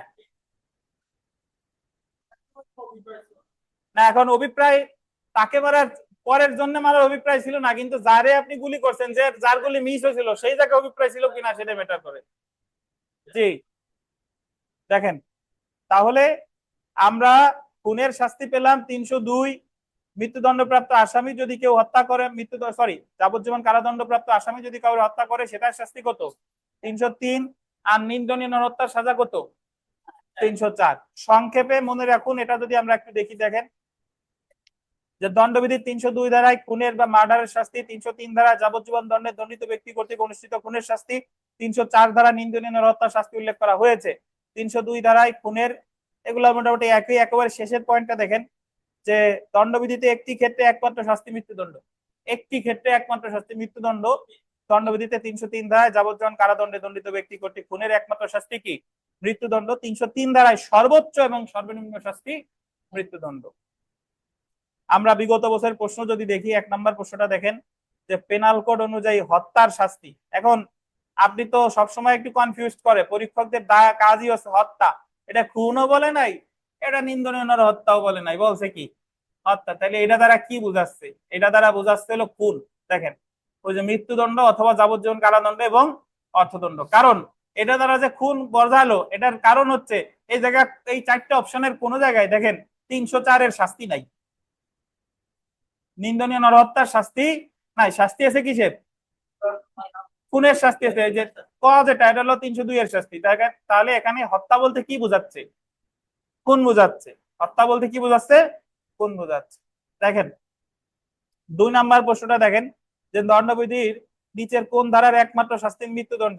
কোন ধারার? 303 ধারা। আচ্ছা, তারপরেটা দেখেন যাবজ্জীবন কারাদণ্ডে দণ্ডিত ব্যক্তি কর্তৃক সংগঠিত খুনের সর্বনিম্ন শাস্তিও যা, সর্বোচ্চ শাস্তিও কি তাই। আচ্ছা, আমরা 5 নাম্বার প্রশ্নটা একটু চলে আসি। দেখেন 5 নাম্বার প্রশ্নে খুন নহে এমন অপরাধমূলক নরহত্যার সর্বোচ্চ শাস্তি কি? সর্বোচ্চ শাস্তি কি? যাবজ্জীবন কারাদণ্ড ও জরিমানা। তানভীর আলম খান কি বুঝতেছেন? তানভীর আলম খান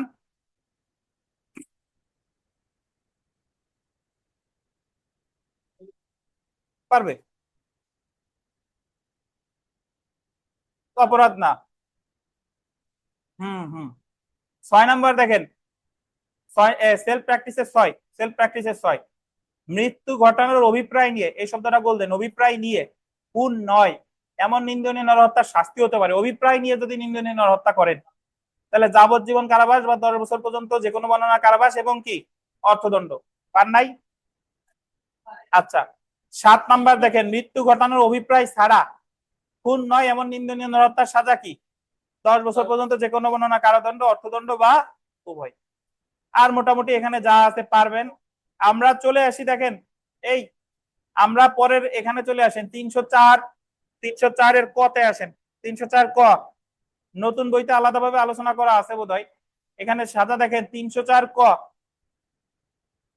এই ক এর এখানে ব্র্যাকেট দিছে, কোনো ব্র্যাকেট হবে না। অবহেলার ফলে মৃত্যু ঘটালে, অবহেলার ফলে মৃত্যু ঘটালে এখানে সাধারণত আমাদের দেশের প্রেক্ষাপটে 304 এর কতে মামলা হয় ডাক্তারদের বিরুদ্ধে। ডাক্তাররা দেখা গেল অপারেশনে একজন মারা গেছে, তখন ওই যে ডাক্তারদের বিরুদ্ধে মামলা করা হয় 304 কতে।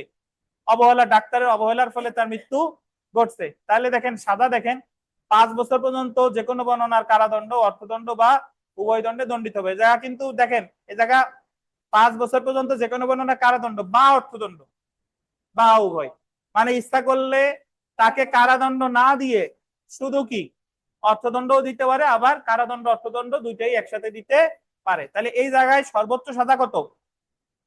5 বছর। এই জায়গায় আরেকটা ধারা আমার লিখতে হবে, 338 ধারা। 338 ধারা হলো অবহেলার ফলে গুরুতর আঘাত হলে, অবহেলার ফলে মারা গেল 304 ক, আর অবহেলার ফলে যদি গুরুতর আঘাত হয়, ডাক্তার অপারেশন করে আপনার চোখ নষ্ট করে ফেলছে, আপনি মারা যান নাই, বাট অবহেলার ফলে কি হলো? এটা গুরুতর আঘাত। 338 ধারা মাসুদ আছে লেখা, অবহেলার ফলে গুরুতর আঘাত। সাজা লেখেন 2 বছর বা 5,000 বা উভয়। অবহেলার ফলে গুরুতর আঘাত, সাজা হবে 2 বছর বা 5,000 টাকা বা উভয়। 2 বছর বা 5,000 টাকা বা উভয়। বুঝেন? তাহলে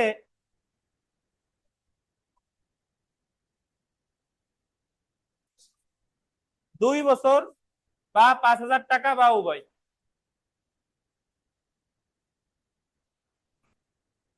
তাহলে মাসুদ একটু বলেন 304 কর সাথে 338 পার্থক্য কি?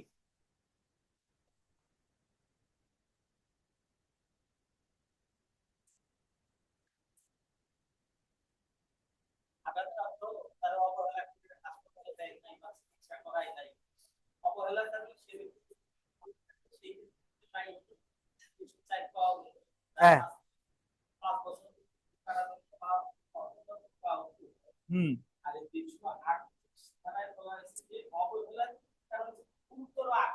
অবহেলার কারণে যদি গুরুতর আঘাত হয়, হুম হুম, সেই ক্ষেত্রে সাজা 2 বছর বা 5,000 বা উভয়। ধন্যবাদ। আমরা চলে আসি, দেখেন এখানে আছে 304 খ, 304 খ, 279 আর 338 ক এর সাথে সম্পর্ক আছে। এটা আমরা আপনাদের যে আলাদা একটা শীট দিছি ওই জায়গায় আমরা আলোচনা করছিলাম। শুধু বেপরোয়া ভাবে গাড়ি চালাইছে, শুধু বেপরোয়া ভাবে গাড়ি চালাইছে, কাউরে মারে নাই, আহত হয় নাই, নিহত হয় নাই, সাজা 279-তে 3 বছর, 3 বছর। আর অর্থদণ্ড সর্বোচ্চ 5,000। আর বেপরোয়া ভাবে গাড়ি চালাইয়া কাউরে হত্যা করছে, মারা গেছে, যেটা নিন্দনীয় নরহত্যা নাই, তাহলে 304-এর খতেও সাজা 3 বছর, এবং এই জায়গায় অর্থদণ্ডের কোনো সীমা নাই। আর বেপরোয়া ভাবে গাড়ি চালিয়ে কাউরে গুরুতর আহত করছে 338 ক, সাজা 2 বছর। 338 ক সাজা 2 বছর। তাহলে মজার বিষয় হচ্ছে ওই আলাদা কাগজে আছে আপনাদের যেটা দিছি, যে আপনি বেপরোয়া ভাবে গাড়ি চালাইছেন, কাউরে মারেন নাই, সাজা 3 বছর, বা বেপরোয়া ভাবে গাড়ি চালায় কাউরে আহত করছেন, সাজা 2 বছর। বাট কম হইলে ওই জায়গায় পার্থক্য আছে, 279-তে ওই জায়গায় অর্থদণ্ড 5,000 মাত্র, আর এই জায়গায় বেপরোয়া ভাবে গাড়ি চালিয়ে কাউরে গুরুতর আহত করলে এই জায়গায় অর্থদণ্ডের কোনো সুনির্দিষ্ট পরিমাণ নাই। আঘাত করলে বল, হ্যাঁ, তখন কি করবেন?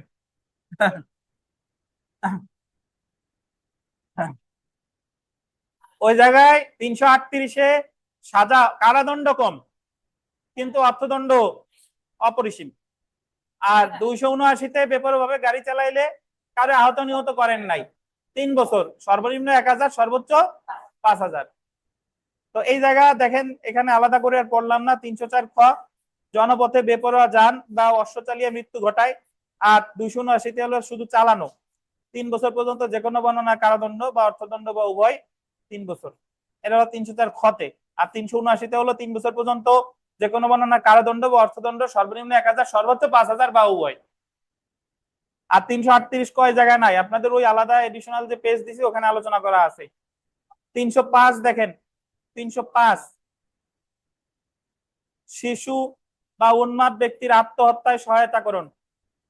শিশু বা উন্মাদ ব্যক্তির আত্মহত্যায় সহায়তা করছেন, মৃত্যুদণ্ড, যাবজ্জীবন কারাদণ্ড বা অনধিক 10 বছর পর্যন্ত কারাদণ্ড এবং সেই সাথে অর্থদণ্ড। আপনি যদি এমন কোনো কাজ করেন যে কাজের কারণে কোন উন্মাদ ব্যক্তি আত্মহত্যা করেছে বা কোনো শিশু আত্মহত্যা করেছে, তখন আপনি দণ্ডিত হবেন 305 ধারায়।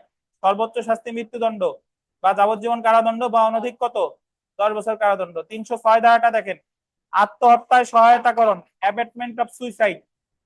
এটা হচ্ছে যে কোনো বর্ণনার কারাদণ্ড যা 10 বছর পর্যন্ত হতে পারে এবং অর্থদণ্ড। 305 আর 306 এর মধ্যে পার্থক্য কি মাসুদ?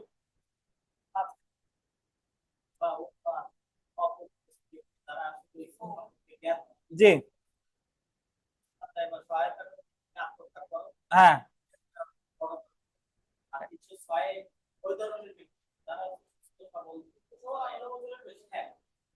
আমাদের সলিমুল্লাহ তো এখানে নাই। সলিমুল্লাহ ধরেন একজন মেয়ের সাথে রিলেশন করছে, তার বয়স 17 বছর, পরে ব্রেকআপ হয়েছে, সলিমুল্লাহ এমন বাজে কথা বলছে, সে আত্মহত্যা করছে। মরার আগে সলিমুল্লাহর ওই সলিমুল্লাহর নাম লিখে দিয়ে গেছে যে আমার মরার জন্য দায়ী সলিমুল্লাহ। তাহলে সলিমুল্লাহ দণ্ডিত হবে কোন ধারায় বলেন? 305। হ্যাঁ দেখেন,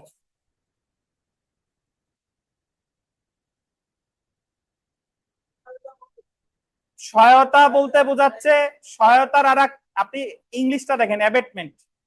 অ্যাবেটমেন্ট হয় কিভাবে? প্ররোচিত করে, প্ররোচনা, সহায়তা। সহায়তা মানে যে শুধু সহায়তা তা না, প্ররোচনা। আত্মহত্যার সহায়তা মানে কি? মানে আপনি এমন একটা কাজ করছেন যে কাজের ফলে সে আত্মহত্যা করছে, তার মনের কষ্ট, তারে আপনি তার হৃদয় ভেঙে ফেলছেন, তারে মৃত্যুর দিকে ধাবিত করছেন, সহায়তা করছেন। দেখেন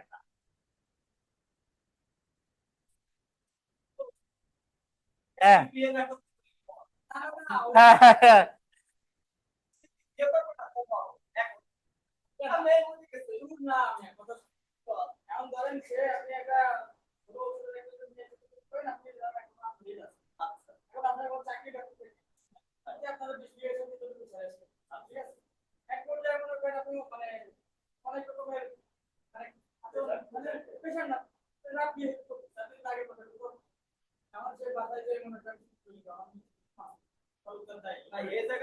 সেটা তো accept, মানে এখন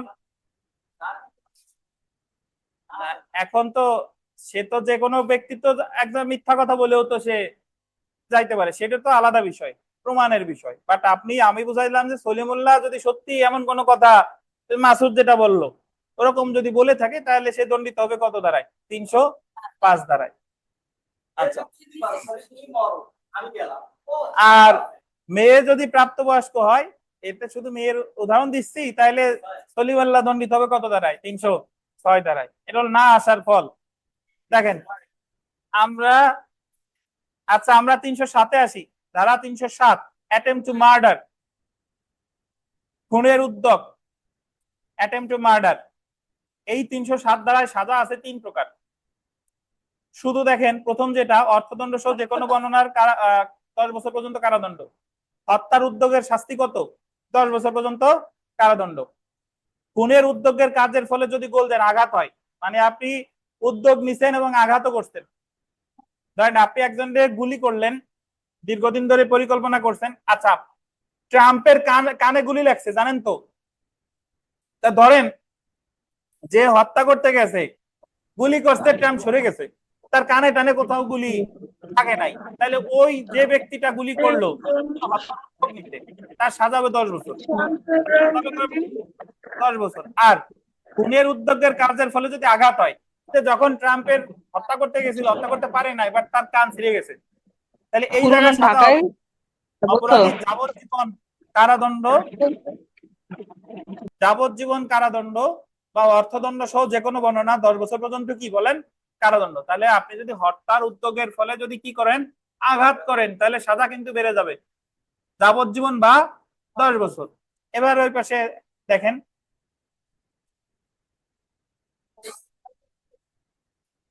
এখন যাবজ্জীবন কারাদণ্ডে দণ্ডিত ব্যক্তি আঘাত দিয়ে খুনের চেষ্টা করলে মৃত্যুদণ্ডে দণ্ডিত করা যাবে। এখন এমন একজন ব্যক্তি হত্যার উদ্যোগ নিছে, সেই ব্যক্তির যাবজ্জীবন কারাদণ্ডে প্রাপ্ত ব্যক্তি আবার আঘাত করতে হবে।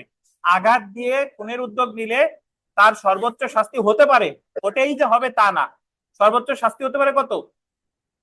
মৃত্যুদণ্ড। বুঝতে পারছেন? তাহলে আমাদের এই অ্যাটেম্প টু মার্ডারের শাস্তি হলো 3টা। শুধু অ্যাটেম্প নিলে 10 বছর, অ্যাটেম্প নিছেন, আঘাত করছেন, যাবজ্জীবন বা 10 বছর। অ্যাটেম্প নিছেন, আঘাত করছেন, বাট এই কাজটা করছে যাবজ্জীবন কারাদণ্ডপ্রাপ্ত ব্যক্তি, তাহলে সর্বোচ্চ হতে পারে মৃত্যুদণ্ড বা যাবজ্জীবন কারাদণ্ড বা 10 বছর পর্যন্ত কারাদণ্ড এবং সেই সাথে অর্থদণ্ড। একমাত্র না, কিন্তু একমাত্র না। আচ্ছা, এখন এখানে একটু লেখেন 308 ধারা, অ্যাটেম্প টু কালপেবল হোমিসাইড। 308 ধারা, 308 ধারা, অ্যাটেম্প টু কালপেবল হোমিসাইড মানে নিন্দনীয় নরহত্যার উদ্যোগ।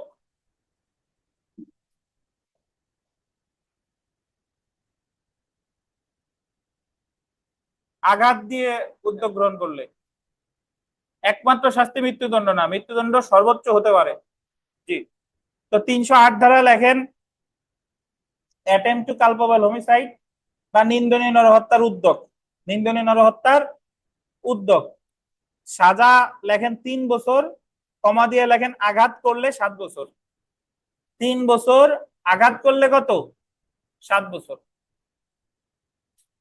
নিন্দনীয় নরহত্যার উদ্যোগ 3 বছর, যদি উদ্যোগের ফলে আঘাত হয় তাহলে সাজা কত? 7 বছর। একটু ব্যাখ্যা, একটা উদাহরণ দেই, শুনেন। যদি এরকম হয় যে বিকাশ আর ওমর ফারুক হঠাৎ এখানে বেঞ্চে বসা নিয়ে ওনাদের মধ্যে হঠাৎ করে কথা কাটাকাটি হয়েছে, এখন বিকাশ তার বিকাশের পাশে ধরেন ওই আমাদের ছাদ থেকে একটা ইট এনে সে এমন ভাবে ওমর ফারুকের দিকে নিক্ষেপ করছে যে তার মাথায় দিতে গেছে, মাথায় যদি লাগতো তাহলে ওমর ফারুক কি মারা যেত। এখন ওমর ফারুক সরে গেছে, তাহলে ওমর ফারুকের লাগে নাই, বাট বিকাশ যে উদ্যোগটা নিল এটা কি? নিন্দনীয় নরহত্যার উদ্যোগ। এখানে বিকাশের সাজা হবে 3 বছর। বাট ওমর ফারুক সরে গেছে, মাথায় লাগে নাই, বাট আঘাত একটু পাইছে, তাহলে সেই ক্ষেত্রে বিকাশের সাজা কত? 7 বছর। বুঝতে পারছেন?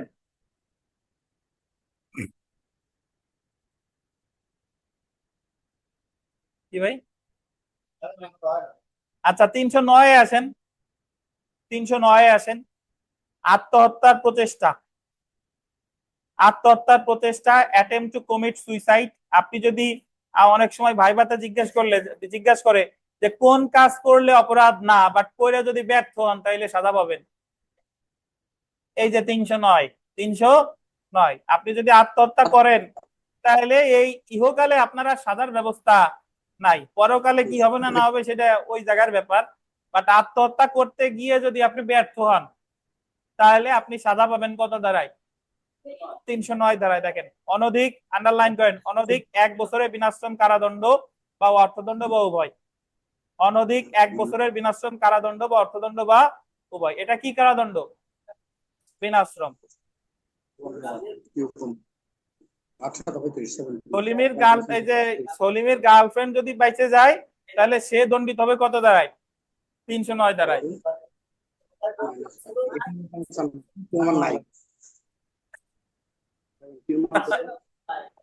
দেখেন, আচ্ছা দেখেন, এখন আমরা চলে এসেছি ঠগের শাস্তি। ঠগ, আমরা অনেকেই আছি ঠগ শব্দটা মানে শুনছি, বাট এটার ঠগ আসলে কি অপরাধ এটা আমরা বুঝি না। তো ঠগ কি অপরাধ এটা সংজ্ঞা আগে আমরা একটু পড়ে আসি। দেখেন একেবারে নিচে আছে যে 310 পাইছেন? 310 থেকে 311 ঠগ। কোনো ব্যক্তি হত্যাকারীর মাধ্যমে বা হত্যাকারীর সঙ্গে দস্যুতা অনুষ্ঠান বা শিশু অপহরণের উদ্দেশ্যে অভ্যাসগতভাবে এক বা একাধিক ব্যক্তির সাথে মেলামেশা করলে উক্ত ব্যক্তি ঠগ করেছে বলে গণ্য হবে। অর্থাৎ বিষয়টা অনেকটা এরকম, আপনি যদি হত্যাকারীর সাথে অভ্যাসগতভাবে মেলামেশা করেন, যারা শিশু অপহরণ করে, যারা দস্যুতা অনুষ্ঠান করে, এদের সাথে আপনি প্রায় মেলামেশা করেন, তাহলে আপনি কি করেছেন বলে গণ্য হবে? ঠগ। ঠগের সংজ্ঞা দিছে 310 ধারায়, ঠগের শাস্তি বলছে কত ধারায়? 311 ধারায়। এই শাস্তিটা দেখেন নিচে। ঠগের একমাত্র শাস্তি হলো অর্থদণ্ড সহ যাবজ্জীবন কারাদণ্ড। অর্থদণ্ড সহ। তাহলে যদি বলে ঠগের সর্বোচ্চ শাস্তি কি? অর্থদণ্ড সহ যাবজ্জীবন কারাদণ্ড। সর্বনিম্ন শাস্তি কি? অর্থদণ্ড সহ যাবজ্জীবন কারাদণ্ড। অর্থদণ্ড সর্বোচ্চতেও থাকবে, সর্বনিম্নতেও কি থাকবে। অর্থাৎ দণ্ডবিধির 311 ধারায় সর্বোচ্চ এবং সর্বনিম্ন শাস্তি হলো কি বলেন? যাবজ্জীবন কারাদণ্ড। তাহলে আপনার মনে রাখতে হবে যে বিমল সাহেব বলেন একমাত্র শাস্তি মৃত্যুদণ্ড কত ধারায়, আর একমাত্র শাস্তি যাবজ্জীবন কারাদণ্ড কত ধারায়? 311 সংজ্ঞা দিছে 310, শাস্তি কত? 311। ধন্যবাদ। এই যে তাহলে আমরা উপরের এই যে ছকে যেখানে ঠগের শাস্তি আমরা পড়তেছিলাম, যাবজ্জীবন কারাবাস বা অর্থদণ্ড সহ যাবজ্জীবন কারাদণ্ড জেনে রাখা ভালো। তাই এখানে যা যা আছে এগুলো মোটামুটি আমরা দেখেন 304 ক ব্যাখ্যা দিছে যে অবহেলার ফলে মৃত্যু ঘটালে, কজিং ডেথ বাই নেগলিজেন্স। 304 ক ধারা প্রয়োগ করতে হলে প্রমাণ করতে হবে হত্যা করার জন্য অপরাধীর কোনো অভিপ্রায় বা, এটা আন্ডারলাইন করেন, অভিপ্রায় বা জ্ঞান ছিল না কিন্তু তার অবহেলা ছিল। মানে ডাক্তারের ওই রোগীকে হত্যা করার কোনো কি ছিল না, অভিপ্রায় বা জ্ঞান ছিল না, কিন্তু কি ছিল? অবহেলা ছিল, এবং অবহেলার কারণে মৃত্যু হয়েছে। যেমন ডাক্তারদের অবহেলা। 304 ক ধারায় মৃত্যু ঘটানোর অভিপ্রায় বা জ্ঞান ছিল কিনা তা বিবেচ্য বিষয় না। 305 আর 6 দেখি, দেখেন 305 এবং 306 আত্মহত্যায় সহায়তা বা প্ররোচনা। 305 ধারায় নিম্নলিখিত ব্যক্তিদের আত্মহত্যায় প্ররোচনা করা শাস্তিযোগ্য অপরাধ: 18 বছরের কম বয়স্ক কোনো ব্যক্তি, কোনো উন্মাদ ব্যক্তি, বিকারগ্রস্ত ব্যক্তি, বোকা বা জড়বুদ্ধি, কোনো উন্মত্ততা বা মাতাল ব্যক্তি। আর এই জায়গায় মোটামুটি যা যা আছে এগুলা পারা যাবে ইনশাল্লাহ। সরাসরি আমরা বিগত বছরের প্রশ্নে চলে আসি। দেখেন, যাবজ্জীবন কারাদণ্ডের দণ্ডিত আসামি কর্তৃক খুনের আঘাত করা হলে সর্বোচ্চ শাস্তি কি? যাবজ্জীবন কারাদণ্ড ব্যক্তি যদি খুনের আঘাত করে তাহলে সর্বোচ্চ শাস্তি কি? কি বলেন? সর্বোচ্চ মৃত্যুদণ্ড। 2 নম্বর দেখেন, আত্মহত্যার প্রচেষ্টার সর্বোচ্চ শাস্তি কি? একটা গেছে কোনটা পড়ে রইলো? এটা 1 বছরের বিনাশ্রম কারাদণ্ড। তো এই জায়গায় মোটামুটি যা যা আছে প্রশ্ন, এগুলো আর পড়লাম না, এগুলা ইনশাল্লাহ আপনারা পারবেন। আমরা সরাসরি গর্ভপাত করানো, কজিং মিসক্যারিজ, এটা আগামী দিন থেকে শুরু করব। এখন ক্লাস টেস্ট অনুষ্ঠিত হবে, আমরা আগামী দিন কজিং মিসক্যারিজ এখান থেকে পড়া শুরু করব। এখন আপনাদের ক্লাস টেস্ট আছে। ধন্যবাদ। কারো কোনো প্রশ্ন থাকলে করতে পারেন, আর না হলে আমরা সরাসরি ক্লাস টেস্টে চলে যাব।